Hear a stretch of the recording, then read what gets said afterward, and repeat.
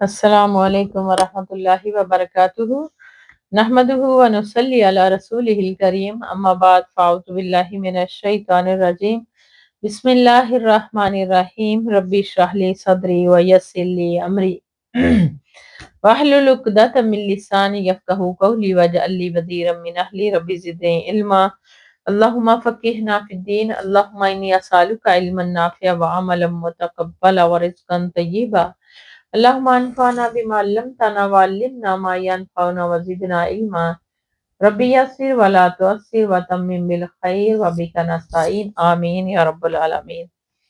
بغیر شرعی عذر کے یا حد اداب سے زیادہ غلام، جانور، بیوی اور اولاد کو سزا دینا ممنوع ہے۔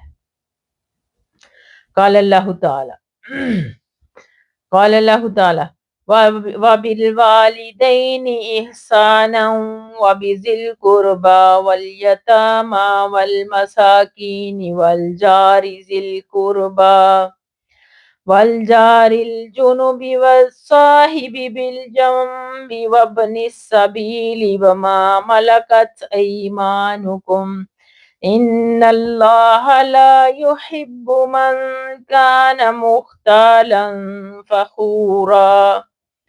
اللہ سبحانہ تعالیٰ نے ارشاد فرمایا، اور ماں باپ، رشتہ داروں، یتیموں، مسکینوں، رشتہ دار یا قریب کے پڑوسی، دور کے پڑوسی، ہم نشین، ساتھی اور مسافر کے ساتھ حسن سلوک کرو، اور ان کے ساتھ بھی جو تمہارے غلام ہے، اور بے شک اللہ تعالیٰ تکبر کرنے والے، فخر کرنے والے کو پسند نہیں کرتا۔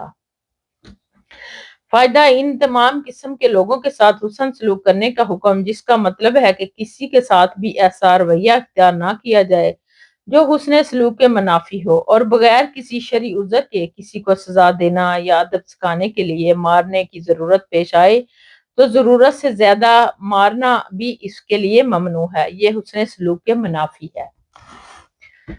حضرت ابن عمر رضی اللہ تعالیٰ عنہ سے روایت ہے کہ رسول اللہ صلی اللہ علیہ وآلہ وسلم نے ارشاد فرمایا کہ ایک عورت کو ایک بلی کی وجہ سے عذاب دیا گیا، اور اس نے اسے قید کر دیا تھا کہ وہ مر گئی، چنانچہ وہ اس کی وجہ سے جہنم میں گئی، نہ اس نے اسے کھلایا پلایا جبکہ اس نے اسے قید کر رکھا تھا، ورنہ اس نے چھوڑا کہ وہ خود زمین میں کے کیڑے مکوڑے کھا لیتی، اور نہ اس نے اسے چھوڑا کہ وہ کیڑے مکوڑے کھا لیتی، رواہ البخاری و مسلم۔ فائدہ نمبر 1، حیوانات کے ساتھ بھی نرمی اور حسن سلوک ضروری ہے، سنگ دلی کا مظاہرہ حرام ہے۔ نمبر 2، جانوروں کو قید کر کے پنجرے وغیرہ میں رکھنا جائز ہے، بشرط یہ کہ ان کی خوراک اور دیگر ضروریات کا خیال رکھا جائے۔ حضرت ابن عمر رضی اللہ تعالیٰ عنہ سے مروی ہے کہ ان کا گزر قریش کے چند نوجوانوں کے پاس سے ہوا جو ایک پرندے کو نشانہ بنائے اسے تیر مار رہے تھے، اور پرندے کے مالک سے یہ طے کیا تھا کہ ہر چوک جانے والا تیر اس کا ہے۔ چنانچہ جب انہوں نے حضرت ابن عمر رضی اللہ تعالیٰ کو دیکھا تو منتشر ہو گئے، چنانچہ ابن عمر نے فرمایا کہ ایسا کام کس نے کیا؟ اللہ اس پر لعنت کرے جس نے ایسا کام کیا، بے شک رسول اللہ صلی اللہ علیہ وآلہ وسلم نے اس شخص پر لعنت فرمائی ہے جو کسی جاندار چیز کو نشانہ بنائے، رواہ البخاری و مسلم۔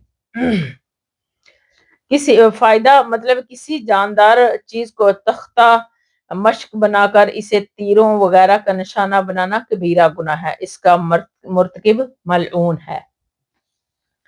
حضرت انس رضی اللہ تعالیٰ سے روایت ہے کہ رسول اللہ صلی اللہ علیہ وسلم نے قتل یا نشانے کے لیے جانوروں کو باندھنے سے منع فرمایا، رواہ البخاری و مسلم۔ اس کا مطلب ہے کہ قتل کرنے کے لیے بھی اسے قید کر دیا جائے،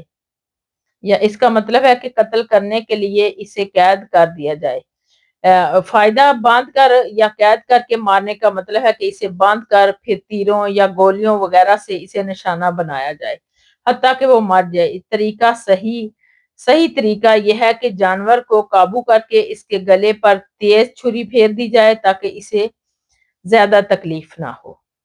حضرت ابو علی سوید بن مقرن رضی اللہ تعالیٰ سے روایت ہے کہ میں نے اپنے آپ کو دیکھا کہ میں مقرن کے 7 بیٹوں میں سے 7واں تھا، ہم 7 بھائی تھے اور ہماری ایک کنیز تھی۔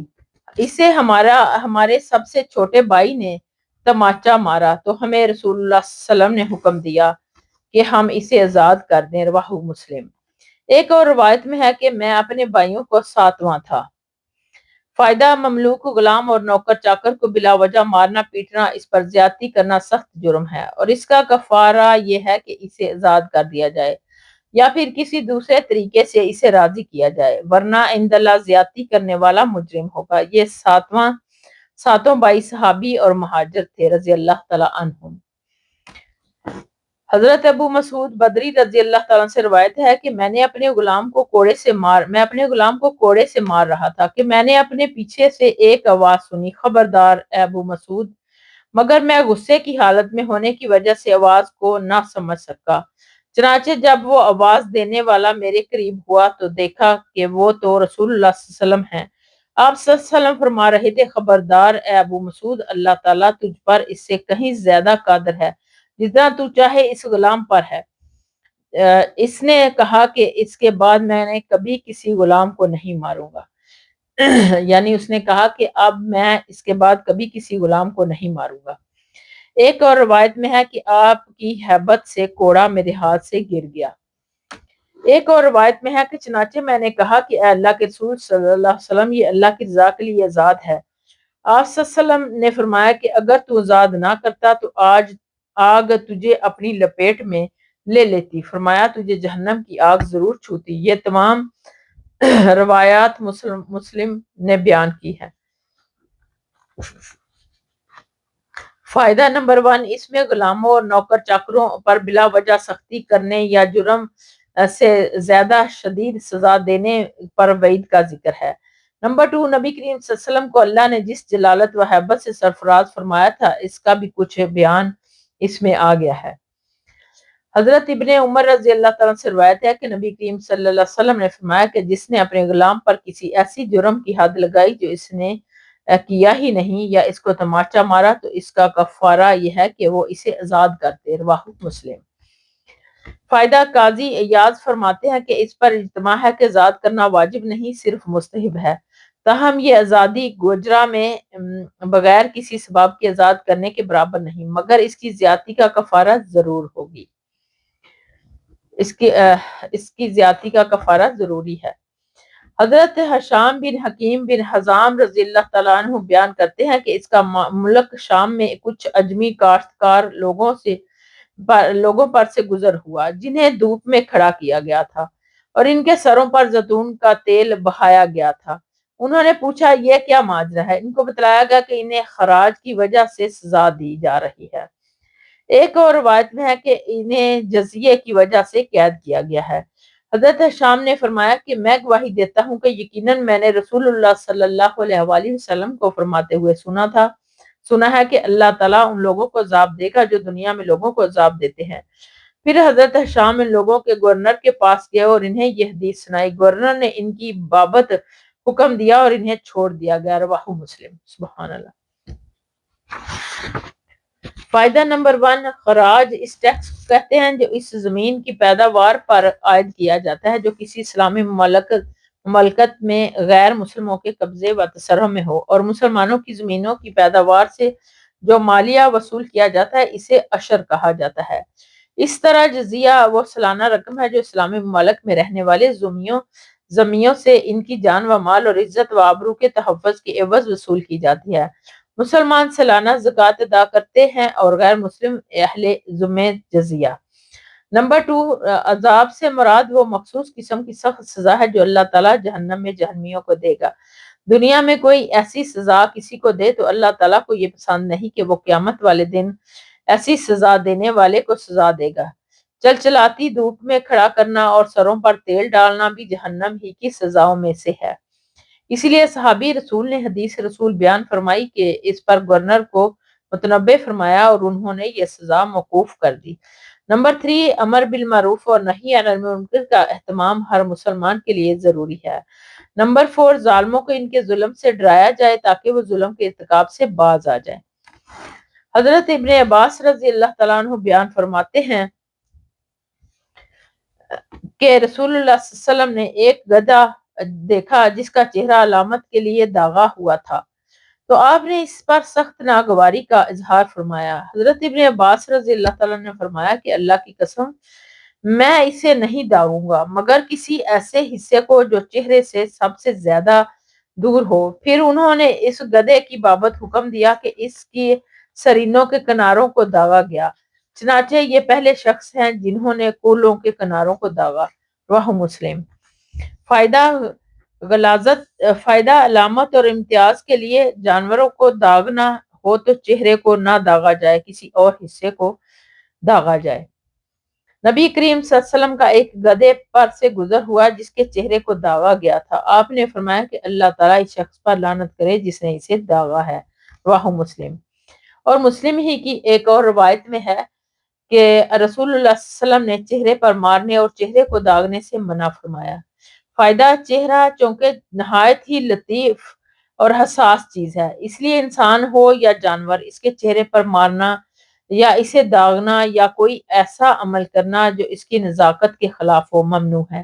اس لیے بیوی، اولاد اور خادم وغیرہ کو اگر بطور تادیب مارنے کی اجازت ہے، لیکن یہ تاکید کی گئی ہے کہ اسے مار سے چہرہ محفوظ رہے، یہ ضروری ہے۔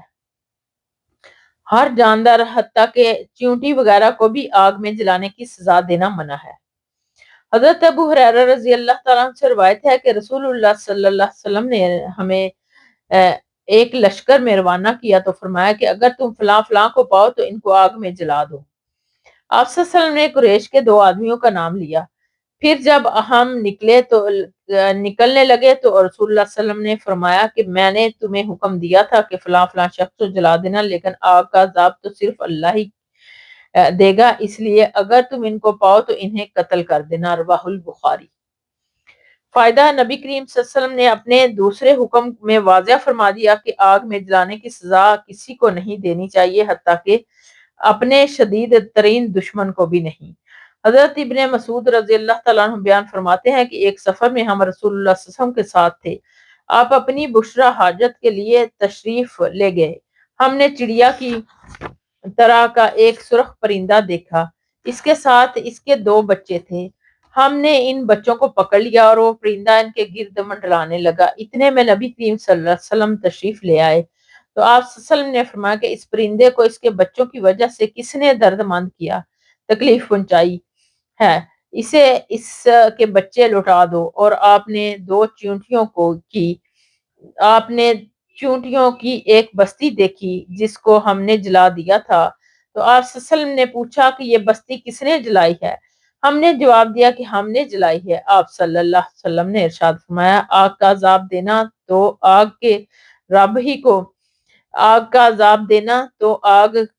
ہی کو سزاوار ہے۔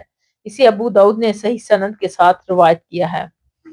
قریۃ نملن کا مطلب ہے کہ چیونٹیوں کا ایسا مسکن جس میں چیونٹیاں موجود ہوں، نہ کہ چیونٹیوں کے بغیر خالی مسکن۔ فائدہ نمبر 1، پرندوں کے بچوں کو پکڑ کر پرندوں کو عذاب پہنچانا، چیونٹیوں اور دیگر حشرات الارض کے مسکنوں کو کیڑے مکوڑوں سمیت جلانا منع ہے، البتہ خالی مسکنوں کو جلانا ممنوع نہیں۔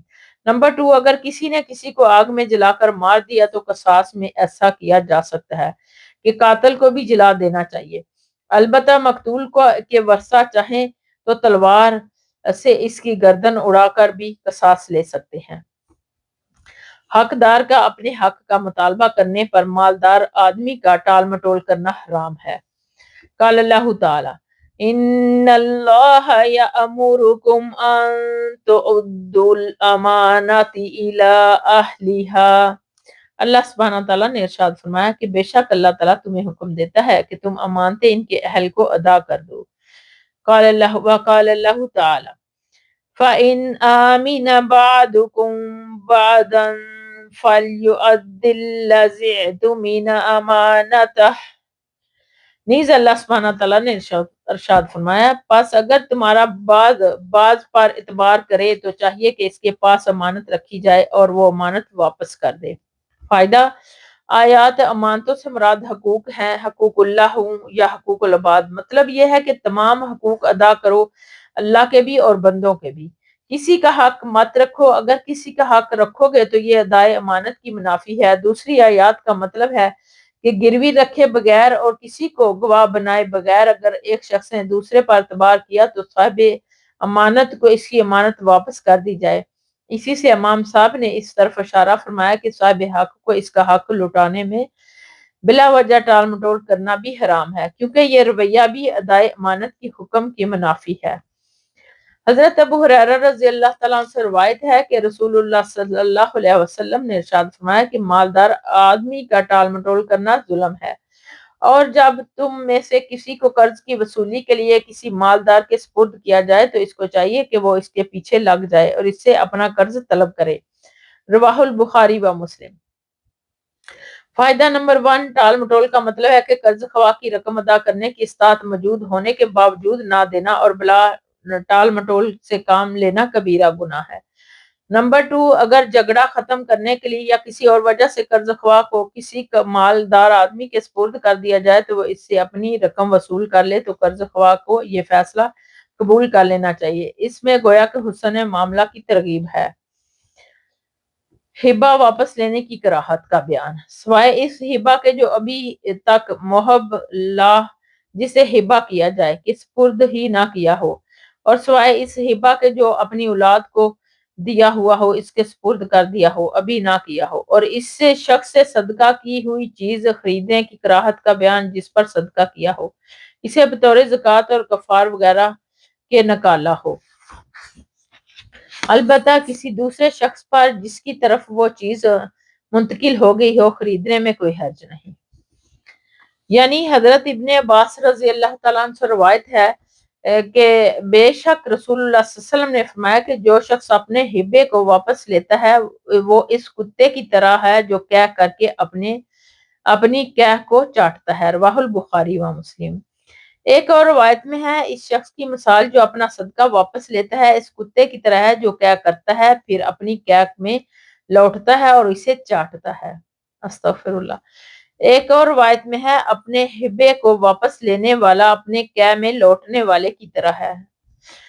فائدہ اس کی شناعت و قباحت اس سے واضح ہے کہ ایک تو ایسے شخص کو جو ہبہ واپس لیتا ہے کتے کے ساتھ تشبیہ دی گئی ہے، اور دوسرے محب چیز کو کیح سے تعبیر کیا گیا ہے جس سے انسان سخت کراہت محسوس کرتا ہے۔ تاہم علماء نے کہا ہے کہ یہ حکم اجنبی آدمی کے لیے ہے۔ اگر انسان اپنی اولاد یا پوتوں یا پرپوتوں کو کوئی ہبہ چیز کرے تو اسے واپس لینے کا یہ حکم نہیں ہے، اس کا واپس لینا اس کے لیے جائز ہے، جیسا کہ عنوان باب سے بھی واضح ہے۔ حضرت عمر بن خطاب رضی اللہ تعالیٰ عنہ سے بیان فرماتے ہیں کہ میں نے ایک شخص کو اللہ کی راہ میں جہاد کرنے کے لیے ایک گھوڑا دے دیا، چانچہ جس کے پاس وہ تھا اس نے اسے ضائع کر دیا تو اس کی دیکھ بھال نہیں کی۔ میں نے اسے اس سے خریدنے کا ارادہ کیا تو میرا خیال تھا کہ وہ اسے معمولی سی قیمت پر بیچ دے گا۔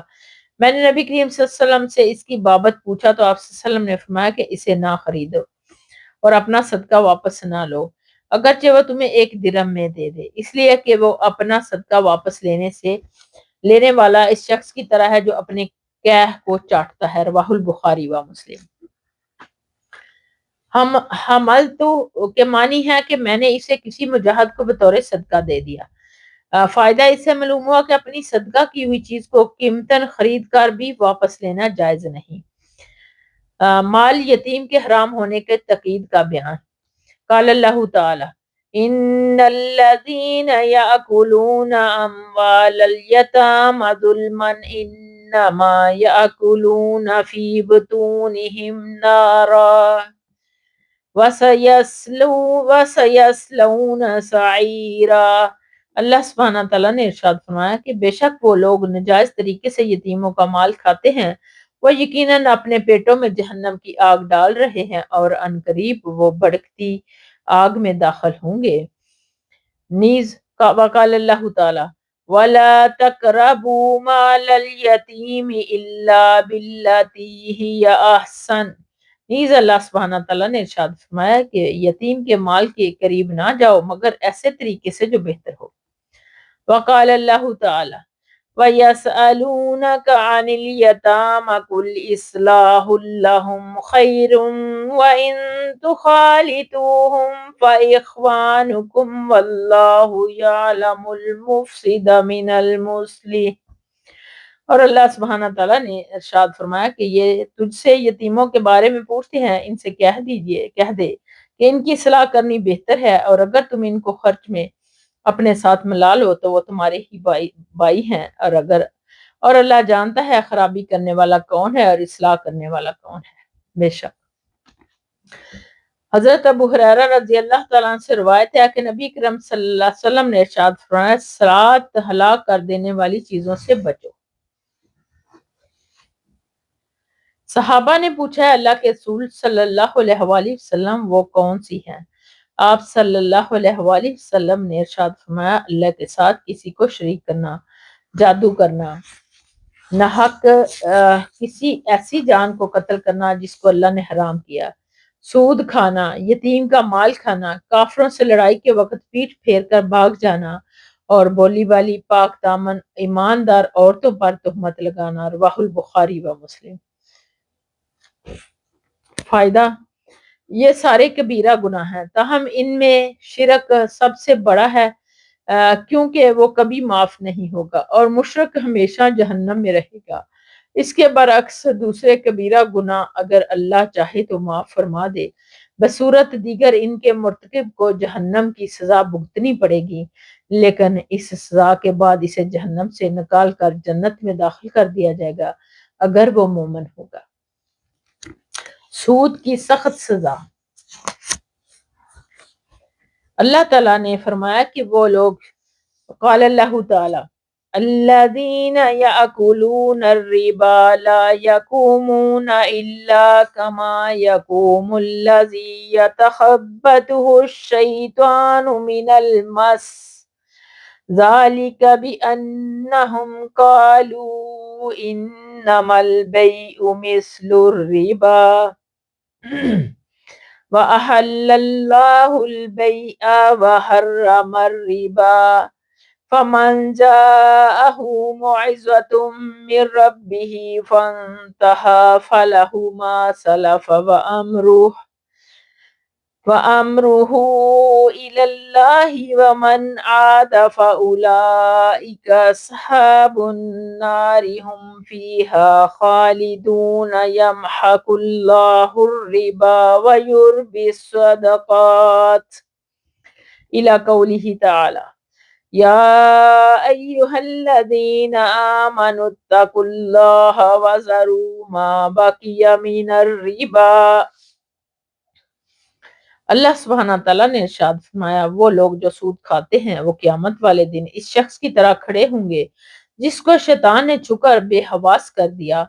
یہ اس لیے ہے کہ انہوں نے کہا کہ سود تو کاروباری ہی کی طرح ہے، حالانکہ اللہ نے کاروبار کو تو حلال کیا اور سود کو حرام۔ پھر دونوں ایک طرح کیسے ہو سکتے ہیں؟ چنانچہ جس کے پاس اس کے رب کی طرف سے نصیحت آئی اور وہ سود خوری سے باز آ گیا تو اس کے لیے جو زمانہ جہلیت میں پہلے لے چکا، اس کا معاملہ اللہ کے سپرد ہے، اور جو اس کے حکم کے دوبارہ سودی معاملے کرے گا تو یہی لوگ ہیں جو دوزخ والے ہیں جس میں وہ ہمیشہ رہیں گے۔ اللہ تعالیٰ سود کو مٹاتا ہے اور صدقوں کو بڑھاتا ہے۔ اللہ کے اس قول تک، اے ایمان والو، اللہ سے ڈرو اور پچھلا سود چھوڑ دو اگر تم مومن ہو۔ اس سے متعلق حدیث بخاری و مسلم میں بہت سی حدیثیں ہیں اور مشہور ہیں۔ ان میں سے حضرت ابو ہریرہ رضی اللہ تعالیٰ کی وہ حدیث بھی ہے جو ماقبل باب میں گزری۔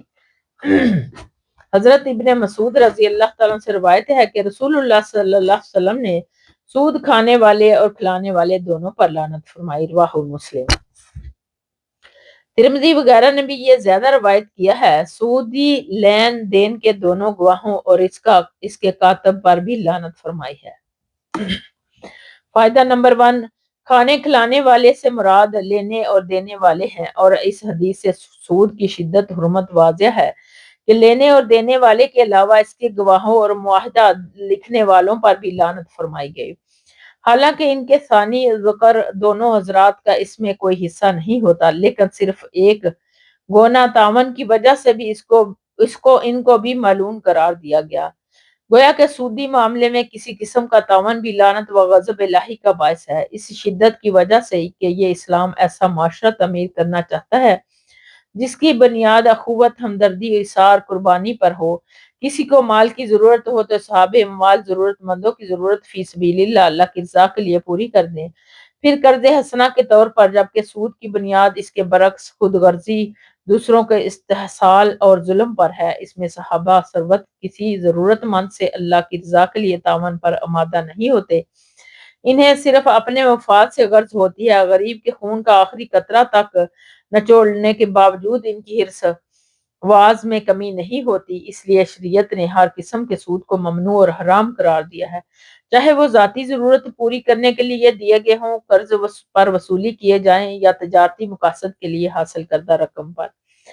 نمبر 2، بعض لوگ کہتے ہیں کہ عرب میں تجارتی مقاصد کے لیے قرض لینے اور دینے کا رواج ہی نہیں تھا، صرف ذاتی ضروریات کے لیے ہی قرض لینے دینے کا معمول تھا۔ اس لیے جو سود حرام کیا گیا وہ صرف ثانی الذکر قسم کا سود ہے، نہ کسی اول الذکر سود کو، کیونکہ پہلی قسم کا سود تو وہاں رواج ہی نہیں تھا۔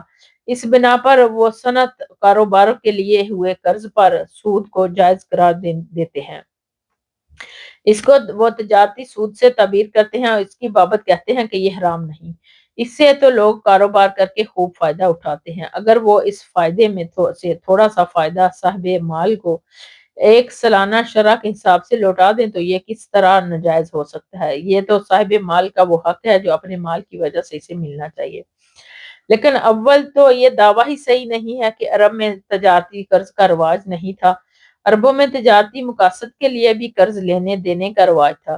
علاوہ ازیں صنعت و تجارت میں لگے ہوئے سرمایہ کی بابت کوئی شخص یقین سے نہیں کہہ سکتا کہ بہرحال صورت نفع ہی دے گا، کیونکہ ہم دیکھتے ہیں کہ بعض دفعہ لاکھوں کروڑوں کا سرمایہ ڈوب جاتا ہے لیکن بینک یا ساہوکار اس سے کوئی غرض نہیں ہوتی۔ وہ ہر صورت میں اپنے دیے ہوئے قرض پر سالانہ شرح سے سود وصول کرنا ضروری سمجھتا ہے، وصول کرتا ہے۔ یہ ظلم نہیں، خود غرضی نہیں، استحال نہیں، اور اگر نقصان نہ ہو تو یہ سودی قرض گرانی کا باعث بنتا ہے۔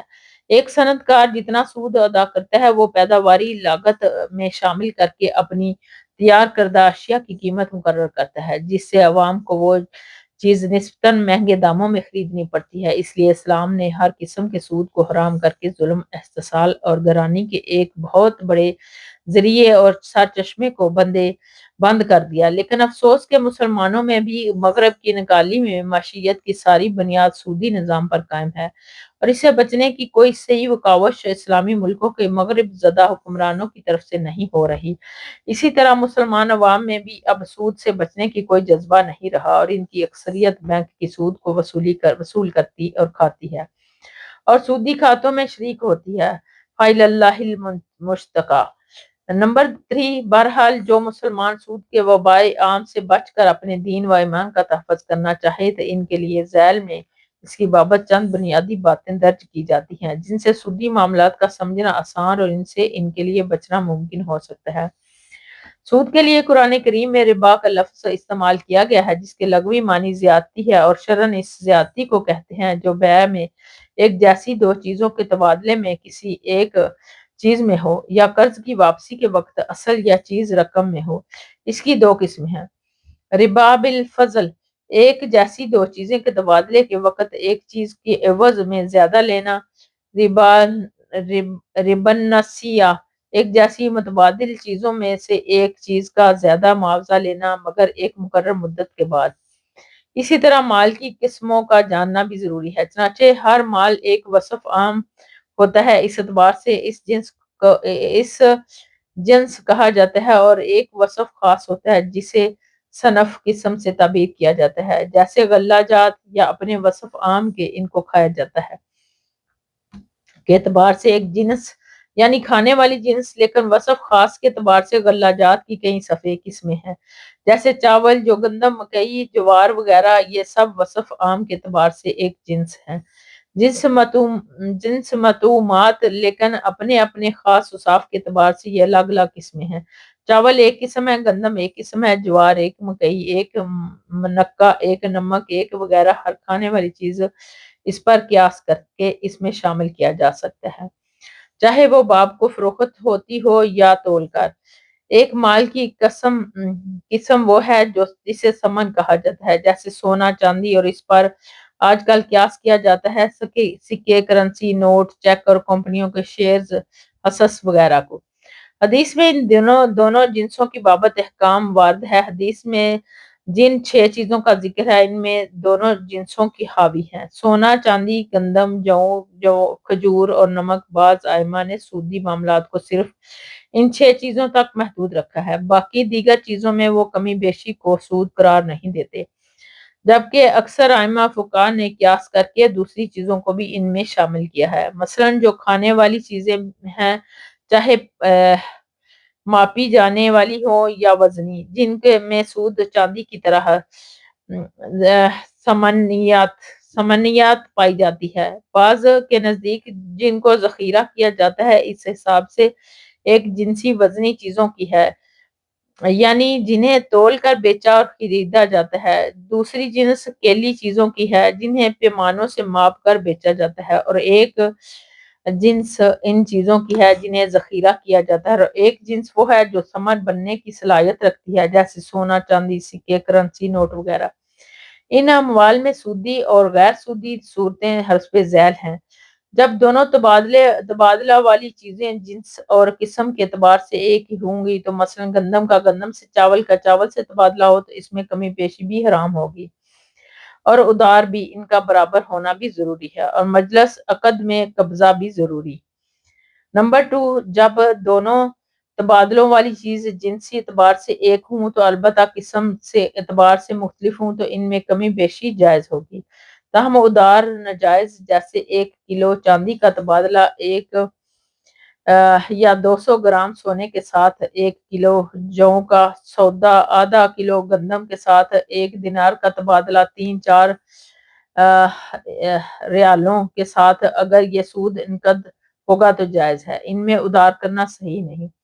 نمبر 3، جب دونوں تبادلوں والی چیزیں جنس کے اعتبار سے بھی ایک نہ ہوں اور قسم کے اعتبار سے بھی مختلف ہوں تو ان میں کمی بیشی بھی جائز ہے اور ادار کرنا بھی جائز ہے، جیسے 1 کلو گندم کا 1 گرام سونے سے تبادلہ، 1 کلو کھجور کا سودا 10 یا 20 تولہ چاندی کے ساتھ، ان میں کمی بیشی بھی جائز ہے اور ادار کرنا بھی جائز ہے۔ اور یہ سود کے سلسلے میں مختصراً ضروری باتیں ہیں جن کا خیال رکھنے سے سود سے بچ سکتا ہے۔ دکھلاوے کے حرام ہونے کا بیان۔ قال اللہ تعالی وَمَا أُمِرُوا لِيَعْبُدُوا اللَّهَ مُخْلِصِينَ لَهُ الدِّينَ حُنَفَاءَ۔ اللہ تعالیٰ نے فرمایا انہیں صرف یہ حکم دیا گیا کہ وہ اللہ کی عبادت کریں، اس کے لیے اطاعت کو خالص کرتے ہوئے اور اسی کی طرف یکسو ہو کر۔ قال اللہ تعالی لا تبطلوا صدقاتکم بالمن والأذى كالذي ينفق ماله رئاء الناس۔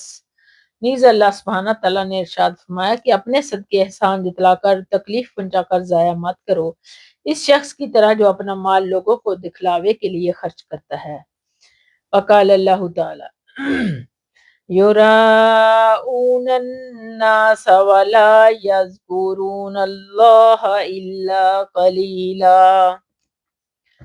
اور اللہ سبحانہ تعالیٰ نے ارشاد فرمایا کہ وہ لوگوں کے سامنے دکھلاوا کرتے ہیں اور اللہ کا بہت کم ذکر کرتے ہیں۔ حضرت ابو ہریرہ رضی اللہ تعالیٰ عنہ سے روایت ہے کہ میں نے رسول اللہ صلی اللہ علیہ وسلم کو فرماتے ہوئے سنا کہ اللہ تعالیٰ فرماتا ہے کہ میں دوسرے شریکوں کے مقابلے میں شرک سے سب سے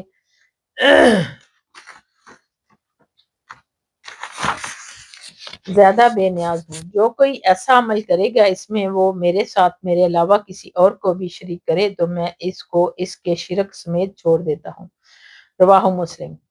فائدہ نمبر 1، کسی اور کو شریک کرنے کا مطلب ہے کہ دکھلاوے کے لیے کام کیا جائے تاکہ اس کے ذریعے سے دنیاوی مفاد حاصل کر کے یا لوگوں کی نظروں میں متقی و پارسا کہلائے۔ نمبر 2، اس میں اس کو اس کے شرک سمیت چھوڑ دیتا ہوں کہ معنی ہے کہ اس کے عمل کو برباد اور اس کے اجر کو ضائع کر دیتا ہوں۔ اس حدیث میں دکھلاوے کو شرک سے تعبیر کر کے یہ بھی شرک خفی ہے، اس کی شناعت و قباحت کو واضح کر دیا ہے، تاہم یہ شرک اصغر ہے جس کے مرتکب پر جنت حرام نہیں، یہ سزا بھگت کر بالا آخر جنت میں چلا جائے گا، جبکہ شرک اکبر و شرک صریح کا مرتکب دائمی جہنمی ہے، اس پر جنت ہمیشہ کے لیے حرام ہے۔ حضرت ابو ہریرہ رضی اللہ تعالیٰ عنہ سے روایت ہے کہ میں نے رسول اللہ صلی اللہ علیہ وآلہ وسلم کو فرماتے ہوئے سنا کہ بے شک قیامت والے دن جن لوگوں کا سب سے زیادہ فیصلہ کیا جائے گا، ان میں سے ایک وہ آدمی ہوگا جو شہید کیا گیا تھا، چنانچہ اسے بارگاہ الہی میں پیش کیا جائے گا، اللہ تعالیٰ اسے اپنی نعمتیں یاد کرائے گا، وہ انہیں پہچان لے گا، اللہ تعالیٰ فرمائے گا تو نے اس کی وجہ سے کیا عمل کیا؟ وہ عرض کرے گا کہ میں نے تیری راہ میں جہاد کیا یہاں تک کہ میں شہید کر دیا گیا، اللہ سبحانہ تعالیٰ ارشاد فرمائے گا تو نے جھوٹ کہا، تو اس لیے لڑا تھا کہ تجھے بہادر کہا جائے، چنانچہ تجھے دنیا میں بہادر کہہ دیا گیا۔ پھر اس کی بابت حکم دیا جائے گا کہ اسے منہ کے بل گھسیٹا جائے گا اور جہنم میں ڈال دیا جائے گا، اور دوسرا وہ شخص جس نے دین کا علم حاصل کیا اور دوسروں کو سکھلایا اور قرآن پڑھا، چنانچہ اس کو پیش کیا جائے گا، اللہ تعالیٰ اس کو اپنی نعمتیں یاد کرائے گا، وہ انہیں پہچان لے گا، اللہ سبحانہ تعالیٰ پوچھے گا تو نے ان کی وجہ سے کیا عمل کیا؟ وہ کہے گا کہ میں نے علم سیکھا اور دوسروں کو سکھلایا اور تیری رضا کے لیے قرآن پڑھا، اللہ سبحانہ تعالیٰ ارشاد فرمائے گا تو نے جھوٹ کہا، تو نے تو علم اس لیے حاصل کیا تھا کہ تجھے عالم کہا جائے اور قرآن میں اس لیے پڑھا تاکہ تجھے قاری کہا جائے، تحقیق تجھے دنیا میں ایسا کہہ لیا گیا، پھر اس کی بابت حکم دیا جائے گا کہ اسے منہ کے بل گھسیٹا جائے اور جہنم میں ڈال دیا جائے گا۔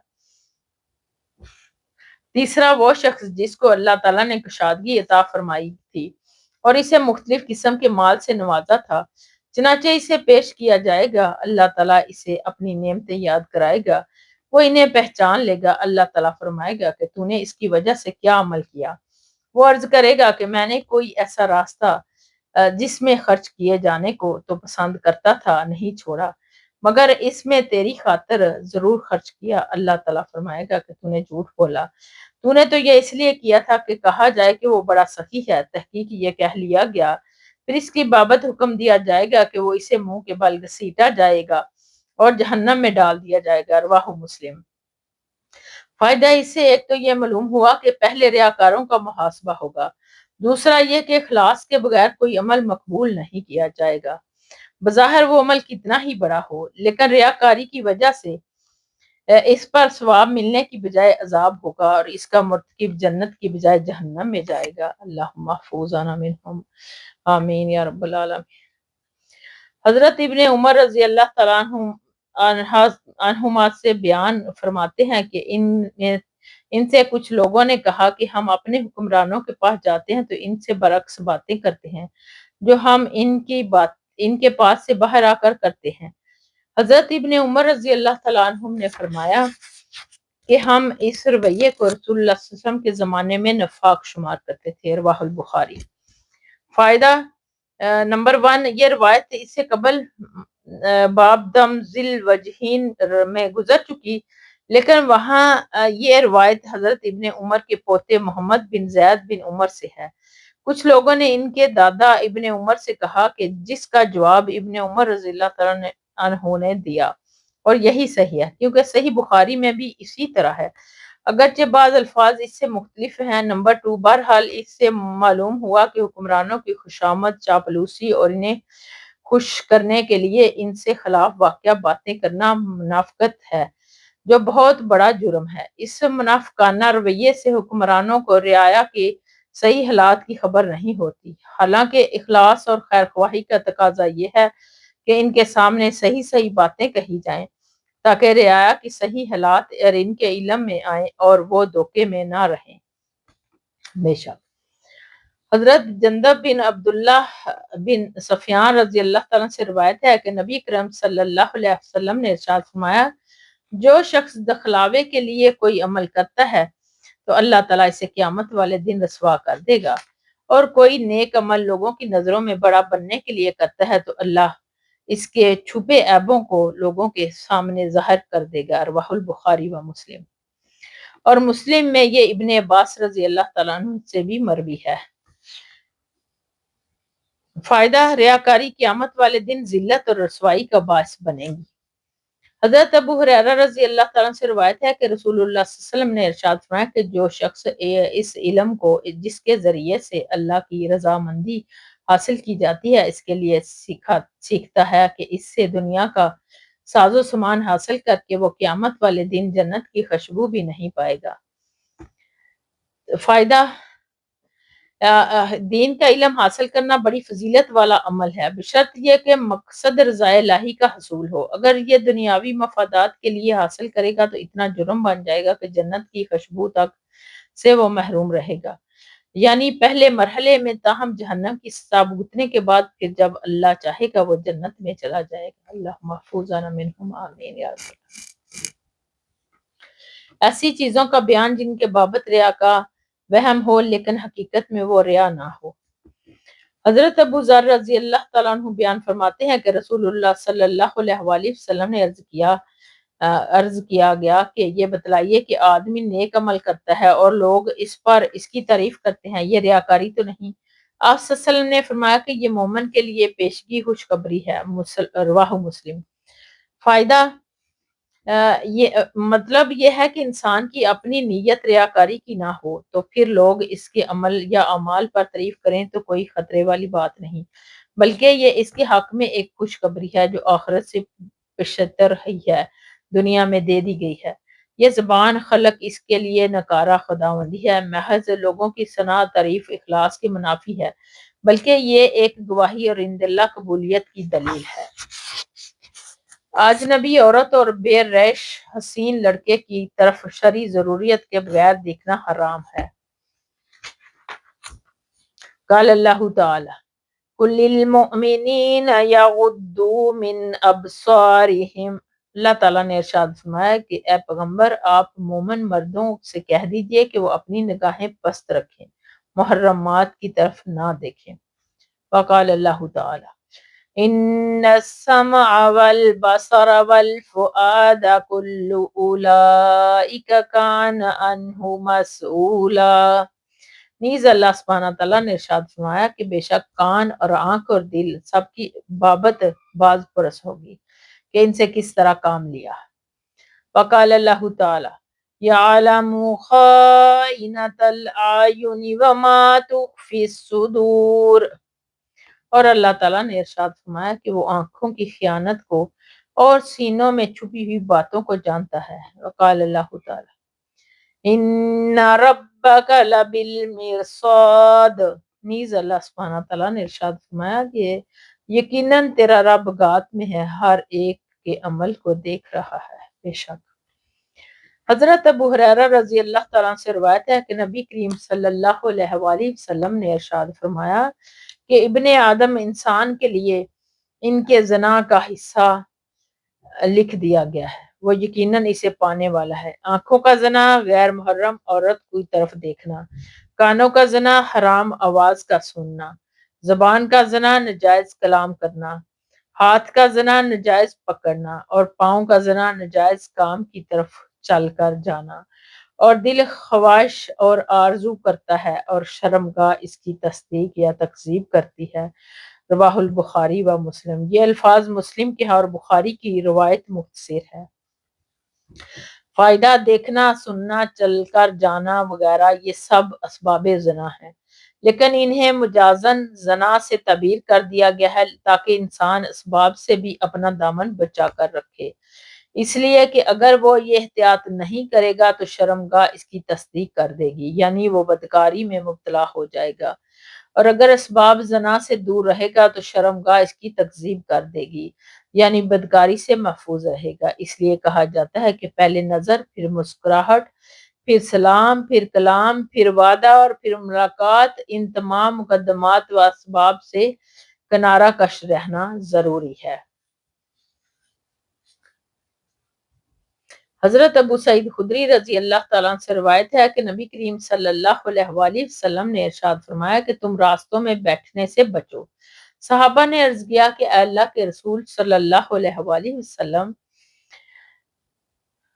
ہمارے لیے بیٹھنے کے بغیر چارہ نہیں، ہم ان میں گفتگو کرتے ہیں۔ رسول اللہ صلی اللہ علیہ وسلم نے فرمایا اگر تم بیٹھے بغیر نہیں رہ سکتے تو راستے کا حق بھی ادا کیا کرو۔ صحابہ نے پوچھا ہے اللہ کے رسول صلی اللہ علیہ وسلم راستے کا حق کیا ہے؟ آپ صلی اللہ علیہ وآلہ وسلم نے ارشاد فرمایا کہ نگاہ کو پست رکھنا، تکلیف دہ چیزوں کو ہٹا دینا، سلام کا جواب دینا، نیکی کا حکم کرنا اور برائی سے روکنا۔ رواہ البخاری و مسلم۔ فائدہ نمبر 1، عام راستے اور گزرگاہیں معاشرے کی اجتماعی ملک میں ہیں، ان کے اجتماعی ملک ہے، ان کے لیے ان پر مجلسیں جما کر بیٹھنا صحیح نہیں، اس سے گزرنے والوں کو تکلیف ہو سکتی ہے، بالخصوص پردہ دار عورتوں کو جو لوگوں کے سامنے آنے سے اور ان کے سامنے سے گزرنے کو پسند نہیں کرتی۔ لیکن اگر بیٹھے بغیر چارہ نہ ہو تو جیسے گھر تنگ ہو یا اس قسم کی کوئی مجبوری ہو تو پھر بیٹھ کر ایسے کام بھی کرنے چاہیے جن سے ایک تو انسان گناہوں سے بچا رہے، جیسے گزرنے والی عورتوں سے نظر بچا کر رکھنا، دوسرے مخلوق کو فلاح و بہبود کا خیال رکھنا اور تبلیغ و دعوت کے ذریعے سے ان کی اصلاح خیر خواہی کرنا۔ نمبر 2، آج کل لوگ شادی بیاہ دیگر تقریبات میں راستے بالکل بند کر دیتے ہیں جس سے بے شمار لوگوں کو تکلیف ہوتی ہے، یہ بھی شرعی اور اخلاقی لحاظ سے بہت ہی بری حرکت ہے۔ اپنے ذاتی کام کے لیے ہزاروں لوگوں کو تکلیف دینا، اس کا شرعی اخلاقی جواز کس طرح ہو سکتا ہے؟ بالخصوص جبکہ یہ تقریبات بھی اللہ کی نافرمانی ہے، اسراف و تبذیر اور دیگر شیطانی کاموں پر مشتمل ہوتی ہے۔ اللہ تعالیٰ مسلمانوں کو اور ہم سب کو ہدایت عطا فرمائے، آمین۔ حضرت ابو طلحہ زید بن سہل رضی اللہ تعالیٰ عنہ سے روایت ہے کہ ہم گھر سے باہر ڈیوڑیوں پر بیٹھے گفتگو کر رہے تھے کہ رسول اللہ صلی اللہ علیہ وسلم تشریف لے آئے اور ہمارے پاس کھڑے ہو گئے اور فرمایا کہ تمہیں کیا ہے کہ تم نے راستے میں بیٹھکیں بنا رکھی ہیں، راستے میں بیٹھکیں بنانے سے گریز کرو۔ ہم نے کہا ہم تو یہاں ایسے کام کے لیے بیٹھے ہیں جس میں شرعاً کوئی حرج نہیں، ہم یہاں بیٹھے ہوئے مذاکرہ اور گفتگو کر رہے ہیں۔ آپ صلی اللہ علیہ وسلم نے فرمایا کہ اگر تم راستوں پر بیٹھنا نہیں چھوڑتے تو راستے کا حق ادا کرو، اور وہ ہے کہ نگاہ پست رکھنا، سلام کا جواب دینا اور اچھی گفتگو کرنا۔ رواہ مسلم۔ فائدہ اس میں بھی راستوں میں بیٹھنے سے روکا گیا تاہم اس کے بغیر چارہ نہ ہو تو راستے کا حق ادا کرنے کی تاکید۔ حضرت جریر رضی اللہ تعالیٰ عنہ سے روایت ہے کہ میں نے رسول اللہ صلی اللہ علیہ وآلہ وسلم سے اچانک نظر پر پڑ جانے کی بابت سوال کیا تو آپ صلی اللہ علیہ وسلم نے ارشاد فرمایا کہ اپنی نظر فوراً پھیر لو۔ رواہ مسلم۔ فائدہ نمبر 1، غیر محرم عورت پر بغیر ارادے کے اچانک نظر پڑ جائے تو فوراً نظر پھیر لی جائے، ٹکٹکی باندھ کر نہ دیکھا جائے کیونکہ پھر اس میں قصہ شامل ہو جائے گا جو گناہ ہے اور یہ آنکھ کا زنا بھی بن جائے گا۔ نمبر 2، بعض علماء نے امرد یعنی بیرش حسین بچوں کی طرف دیکھنے کو بھی عورت کی طرف سے دیکھنے کی طرح ممنوع قرار دیا ہے۔ حضرت سلمہ رضی اللہ تعالیٰ عنہ بیان فرماتی ہیں کہ میں نے رسول اللہ صلی اللہ علیہ وسلم کے پاس بیٹھی تھی اور آپ کے پاس حضرت میمونہ رضی اللہ تعالیٰ عنہ بھی بیٹھی ہوئی تھی، چانچہ اتنے میں نابینا صحابی ام مکتوم رضی اللہ تعالیٰ عنہ آگے، اور یہ ہمیں پردے کا حکم دیے جانے کے بعد کا واقعہ ہے، تو نبی کریم صلی اللہ علیہ وسلم نے فرمایا کہ تم دونوں ان سے پردہ کرو۔ ہم نے عرض کیا اللہ کے رسول صلی اللہ علیہ وسلم کیا وہ نبینا نہیں ہیں؟ نہ وہ ہمیں دیکھتے ہیں اور نہ ہمیں پہچانتے ہیں۔ نبی کریم صلی اللہ علیہ وسلم نے فرمایا کیا تم بھی نبینی ہو؟ کہا نہیں، تم اسے نہیں دیکھتی؟ اسے ابو داؤد اور ترمذی نے روایت کی ہے اور ترمذی نے کہا کہ یہ حدیث حسن ہے۔ حضرت ابو سعید خدری رضی اللہ تعالیٰ عنہ سے روایت ہے کہ رسول اللہ صلی اللہ علیہ وسلم نے ارشاد فرمایا کہ مرد کے سطر کو نہ دیکھے اور عورت کے سطر کو نہ دیکھے، اور نہ مرد کے سطر پر برہنہ ایک کپڑے میں لیٹے اور نہ عورت کے ساتھ برہنہ ایک کپڑے میں لیٹے۔ رواہ مسلم۔ فائدہ اس سے واضح ہے کہ اسلام کس طرح بے حیائی کے دروازے کو بند کرنا چاہتا ہے۔ جب ایک مرد کا مرد کے ساتھ اور عورت کا عورت کے ساتھ بغیر کپڑے کے لیٹنا منع ہے تو مرد عورت کے بے باکانہ اختلاط کو اسلام کس طرح گوارا کر سکتا ہے، جو مغرب میں عام ہے، اور یہی اخلاق یافتہ باختہ ثقافت بلکہ کثافت ٹیلی ویژن کے ذریعے سے اسلامی ملکوں میں پھیلائی جا رہی ہے۔ مغرب زدہ حکمران اس گندگی، بے حیائی اور اخلاق باختگی ثقافت اور باور کرا رہے ہیں۔ اللہ تعالیٰ ان مرتد حکمرانوں سے اسلامی ملکوں کو نجات عطا فرمائے، آمین یا رب العالمین۔ اجنبی عورت کے ساتھ تنہائی اختیار کرنا حرام ہے۔ قال اللہ تعالی وَإِذَا سَأَلْتُمُوهُنَّ مَتَاعًا فَاسْأَلُوهُنَّ مِنْ وَرَاءِ حِجَابٍ۔ اللہ سبحانہ تعالیٰ نے ارشاد فرمایا کہ جب تم ان امہات المومنین سے کوئی چیز مانگو تو ان سے پردے کی آڑ میں مانگو۔ حضرت عقبہ بن عامر رضی اللہ تعالیٰ عنہ روایت کرتے ہیں کہ رسول اللہ صلی اللہ علیہ وسلم نے فرمایا کہ تم غیر محرم عورتوں کے پاس جانے سے گریز کرو۔ تو ایک انصاری آدمی نے کہا شوہر کے قریبی رشتہ دار کی بابت فرمائیے۔ آپ صلی اللہ علیہ وسلم نے ارشاد فرمایا شوہر کا قرابت دار تو موت ہے۔ رواہ البخاری۔ الحم کے معنی ہے کہ شوہر کا قریبی رشتہ دار، جیسے اس کا بھائی، بیوی کا دیور اور جیٹھ، اس کا بھتیجا اور اس کا چچا زاد۔ فائدہ نمبر 1، اس میں پردے کی بابت ایک نہایت ہی اہم بات بیان کی گئی ہے جس سے مسلمانوں کی اکثریت غافل ہے، اور یہ وہ ہے کہ عورت کے لیے اپنے شوہر کے سگے بھائیوں اور چچا زاد وغیرہ بھائیوں سے بھی پردہ کرنا ضروری ہے، کیونکہ قریبی ہونے کی وجہ سے ان کے گھروں میں ہر وقت آمد و رفت رہتی ہے اور تنہائی کے بے شمار مواقع ان کو میسر آتے ہیں۔ اس لیے یہ بنسبت دوسروں کے ان کے ساتھ فتنے میں مبتلا ہونے کی بہت سے زیادہ امکانات ہیں۔ انہیں موت سے تعبیر کیا گیا ہے، یعنی وہ دینی اعتبار سے ہلاکت کا باعث ہے، یا مطلب ہے کہ ان کا انجام موت ہے، اس کا انجام موت ہے اگر وہ دونوں غلطی کا ارتکاب کر بیٹھیں، کیونکہ اسلامی مملکت میں اس کی سزا رجم ہے۔ نمبر 2، ہلاکت کی ایک صورت یہ بھی ہو سکتی ہے کہ خاوند کو اگر بیوی پر کسی اور کے ساتھ آشنائی کا شبہ ہو جائے تو وہ غیرت میں آ کر اسے مار دے یا طلاق دے دے۔ طلاق سے بھی اس کی زندگی اجیرن ہو جائے گی۔ ایک مطلب یہ بھی ہو سکتا ہے کہ غیر محرم عورت کے ساتھ تنہائی اختیار کرنے سے اس طرح ڈرو جیسے موت سے ڈرا جاتا ہے، اور جب دیور اور جیٹھ وغیرہ سے پردہ ضروری ہے تو شوہر کے دوستوں سے بھی پردہ کیوں ضروری نہیں ہوگا؟ اس معاملے میں بھی اب تساہل بہت عام ہو گیا ہے۔ اس کو جو خطرناک نتائج سامنے آ رہے ہیں وہ وقتاً فوقتاً اخبارات کے ذریعے سے منظر عام پر آتے رہتے ہیں، لیکن پھر بھی لوگ سمجھتے نہیں، اور بے پردگی وبائے عام کی طرح پھیلتی جا رہی ہے۔ فَإِلَى اللَّهِ الْمُشْتَكَى۔ حضرت ابن عباس رضی اللہ تعالیٰ عنہ سے روایت ہے کہ رسول اللہ صلی اللہ علیہ وآلہ وسلم نے ارشاد فرمایا کہ تم میں سے کوئی شخص کسی اجنبی عورت کے ساتھ تنہائی اختیار نہ کرے مگر محرم کے ساتھ۔ رواہ البخاری و مسلم۔ اس ہدایت کا مقصد بھی فتنہ و شر میں مبتلا ہونے سے بچانا ہے، کیونکہ تنہائی میں اس کا امکان اور محرم کی موجودگی سے تنہائی ختم ہو جاتی ہے، اس لیے فتنے کا امکان بھی نہیں رہتا۔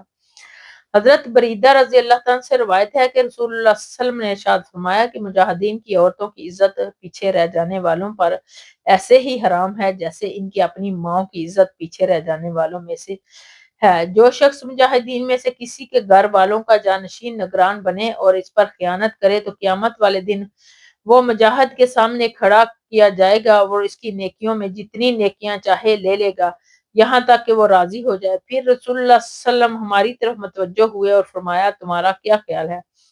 کیا وہ اس کے پاس کوئی نیکی چھوڑے گا جبکہ اسے غصہ بھی ہوگا؟ اور پھر انسان حریص الطبع ہے اور اللہ کی طرف سے اس کو اذن بھی مل چکا ہوگا۔ رواہ مسلم۔ فائدہ، مجاہدین کے جہاد پر چلے جانے کے بعد ان کے پیچھے ان کے گھر والوں کی حفاظت و نگرانی بہت فضیلت والا عمل ہے، لیکن اس میں اگر خیانت کا ارتکاب کیا تو اس کا گناہ بھی بہت عظیم ہے۔ اس لیے خیانت سے اسلام کے باہم تعاون کے نظام کی چولی ہی ہل جاتی ہے، جس کی اسلام میں بڑی اہمیت اور تاکید ہے۔ لباس اور حرکت اور داد وغیرہ میں مردوں کو عورتوں کی اور عورتوں کو مردوں کی مشابت اختیار کرنا حرام ہے، یعنی جرم ہے۔ حضرت ابن عباس رضی اللہ تعالیٰ عنہ سے روایت ہے کہ رسول اللہ صلی اللہ علیہ وسلم نے عورتوں والا حلیہ اختیار کرنے والے مردوں پر اور مردانہ انداز اختیار کرنے والی عورتوں پر لعنت فرمائی۔ ایک اور روایت میں ہے کہ رسول اللہ صلی اللہ علیہ وآلہ وسلم نے عورتوں کی مشابت اختیار کرنے والے مردوں اور مردوں کی مشابت کرنے والی اختیار کرنے والی عورتوں پر لعنت فرمائی، رواہ البخاری۔ فوائد نمبر 1، مخنث اس مرد کو کہا جاتا ہے جو عورتوں کی طرح لباس پہنے اور اس کی چال ڈال اور حرکت ادا اختیار کرے، اور مترجل اس عورت کو کہا جاتا ہے جو مردانہ لباس اور مردانہ وضاقتہ اور ہیبت اختیار کرے۔ مطلب یہ ہوا کہ مرد اور عورت دونوں کے اندر اللہ تعالیٰ نے جو ایک دوسرے سے مختلف فطری اوصاف رکھے ہیں، ان میں وہ ایک دوسرے کی مشابت اختیار کرنے سے بچیں، ایسا کرنا لعنت کا باعث ہے۔ نمبر 2، اس ذیل میں مغربی فکر اور فلسفہ سے متاثرہ خواتین بھی آ جاتی ہیں جو فطرت کے خلاف آج کل وہ تمام کام کرنے کی مذموم صحیح کر رہی ہیں جو مردوں کے ساتھ مخصوص ہیں، جبکہ اللہ تعالیٰ نے ان کو ان کاموں کا مکلف نہیں بنایا بلکہ ان کو صرف مردوں کا حق قرار دیا ہے، لیکن عورت نادانی اور مغرب کی نکالی میں ان پر بھی اپنا حق جتا کر انہیں اختیار کرنے پر تلی ہوئی ہے اور یوں اپنی نسوانیت پر ظلم کر رہی ہے اور اللہ کے ہاں بھی ملعون بن رہی ہے۔ اللہ محفوظ منہ۔ حضرت ابو ہریرہ رضی اللہ تعالیٰ عنہ سے روایت ہے کہ رسول اللہ صلی اللہ علیہ وسلم نے اس آدمی پر لعنت فرمائی جو عورتوں کا سا لباس پہنتا ہے، اور اس عورت پر بھی لعنت فرمائی جو مردوں کا سا لباس پہنتی ہے۔ اسے ابو داؤد نے صحیح سند کے ساتھ روایت کیا ہے۔ فائدہ، جیسے مرد ریشمی کپڑا پہنتے ہیں اور ایسے رنگین لباس پہنے اور جو عورتوں کے مخصوص رنگ ہوں، یہ لباس کے وضع قطع عورتوں کے لباس کی طرح ہوں، اسی طرح عورت لباس میں مردانہ وضع قطع اختیار کرے، جیسے مردوں کی سی قمیض شلوار یا کوٹ پتلون یا شرٹ پتلون وغیرہ پہنے، گویا کہ دونوں کو لباس میں ایک دوسرے کی نقل و مشابت اختیار کرنے کی ممانعت ہے اور یہ کبیرہ گناہ ہے کیونکہ اس پر لعنت وارد ہے۔ اللہ محفوظ منہم، استغفر اللہ۔ حضرت ابو ہریرہ رضی اللہ تعالیٰ عنہ سے روایت ہے کہ رسول اللہ صلی اللہ علیہ وسلم نے فرمایا کہ جہنمیوں کی 2 قسمیں ایسی ہیں جن کو میں نے نہیں دیکھا، یہ بعد میں ہوں گی۔ ایک وہ لوگ جن کے پاس گائے بیل کی دموں کی مانند کوڑے ہوں گے جن سے وہ لوگوں کو ماریں گے، اور دوسرے وہ عورتیں جو لباس پہنتی ہوں گی مگر برہنہ ہوں گی، لوگوں کو اپنی طرف مائل کرنے والی اور خود ان کی طرف مائل ہونے والی ہوں گی۔ ان کی سر بختی اونٹ کے جکے ہوئے کوہانوں کی طرح ہوں گے۔ ایسی عورتیں جنت میں نہیں جائیں گی بلکہ اس کی خوشبو بھی نہیں پائیں گی، حالانکہ اس کی خوشبو تو اتنے فاصلے سے آئے گی۔ رواہ مسلم۔ کاسیات ان کے معنی ہے اللہ کی نعمت کا لباس پہنے ہوئے ہوں گی، آریات ان نعمت کا شکر ادا کرنے سے آری ہوں گی۔